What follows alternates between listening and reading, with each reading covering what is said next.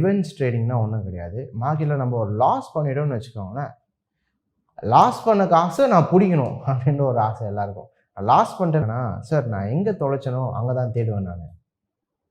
தொலைச்சிட்டாரு காசை, நான் என்ன பண்ணுவேன்னா எங்கே தொலைச்சனோ நான் அங்கே தான் தேடுவேன்.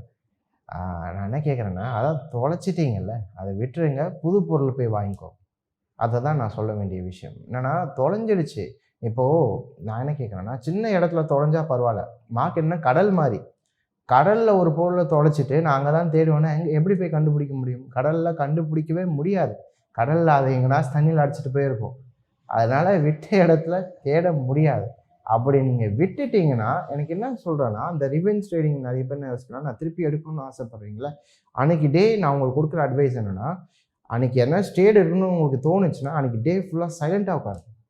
எல்லாருக்கும் அந்த கண்ட்ரோல் வரணும். இந்த எமோஷனை கண்ட்ரோல் பண்ண இந்த மைண்ட் கண்ட்ரோல்லாம் சொல்லுவாங்கள்ல, எல்லாருக்கும் கொடுக்குற அட்வைஸ், நீங்கள் உண்மையிலே ட்ரேடிங்க்கு நான் கரெக்டு அப்படின்னு நம்ம எப்போ கன்ஃபார்ம் பண்ண முடியும், எப்போ நம்மளால் சொல்ல முடியும்னா, இன்கேஸ் உங்கள் மைண்ட் வந்து இன்றைக்கி ரிவெஞ்ச் ட்ரேடிங் எடு அப்படின்னு சொல்லுதுன்னா, உங்களால் கண்ட்ரோல் பண்ண முடியுது, உங்கள் கையை உங்களால் கண்ட்ரோல் பண்ண முடியுதுன்னா, அன்றைக்கி தான் நீங்கள் உண்மையான ட்ரேடர்.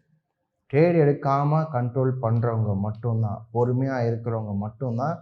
என்னோடய எக்ஸ்பீரியன்ஸில் பார்த்தீங்கன்னா, நான் இத்தனை வருஷமாக இருக்கிறதுனால என்னோடய எக்ஸ்பீரியன்ஸில் பார்த்தீங்கன்னா, அந்த மாதிரி இருக்கிறவங்கள மட்டும்தான் நான் உண்மையான ட்ரேடர்னு சொல்லுவேன். ஏன்னா வாரன் பஃபட்டோட கோட்லாம் இருக்குது, நான் நிறைய வாட்டி சொல்லியிருக்கேன், திருப்பி சொல்கிறேன். மார்க்கெட் என்னென்னா, பொறுமை இல்லாதவங்க கிட்ட இருந்து காசு எடுத்து பொறுமை இருக்கிறவங்க கிட்ட காசு கொடுக்கறது தான் மார்க்கெட். அப்போ உங்ககிட்ட பொறுமை இல்லைன்னா உங்களால் இதில் ப்ராஃபிட், இல்லை பிஸ்னஸில் ப்ராஃபிட் பண்ணவே முடியாது.